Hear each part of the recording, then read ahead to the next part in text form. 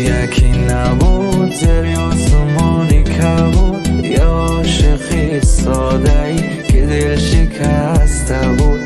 قصه از حالی میکرد، گله از یاری میکرد، با یک صدای با درد از شادیاش میگفت. من یک دیلی داشتم فدای یار کردم، به خبر از حالی خود عجب خطایی کردم. من که یه دیلی داشتم فدای یار کردم، به خبر از حالی خود عجب خطایی کردم.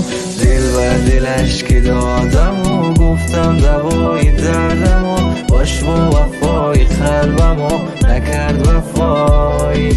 اول دلم و بردن و بعدم زدن شکستن، احساسی قلب کشتن و وای بر چه جرمی.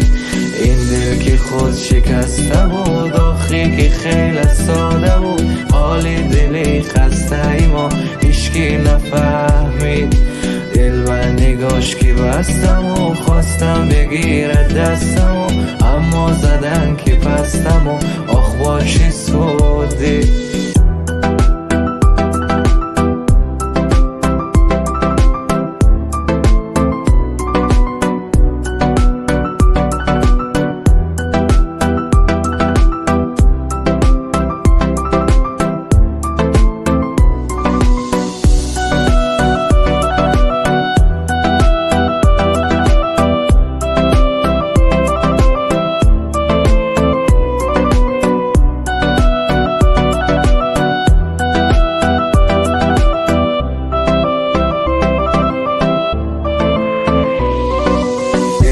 دلش که دادم و گفتم دوای دردم و باش با وفای قلبم و نکرد وفای.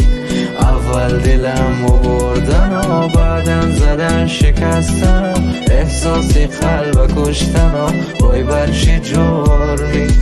این دل که خود شکسته بود، آخری که خیلی ساده بود، حالی دلی خسته ای ما هیچکی نفهمید. دل و نگاش که بستم و خواستم بگیرد دستم و اما زدن که پستم و آخ با چه سودی.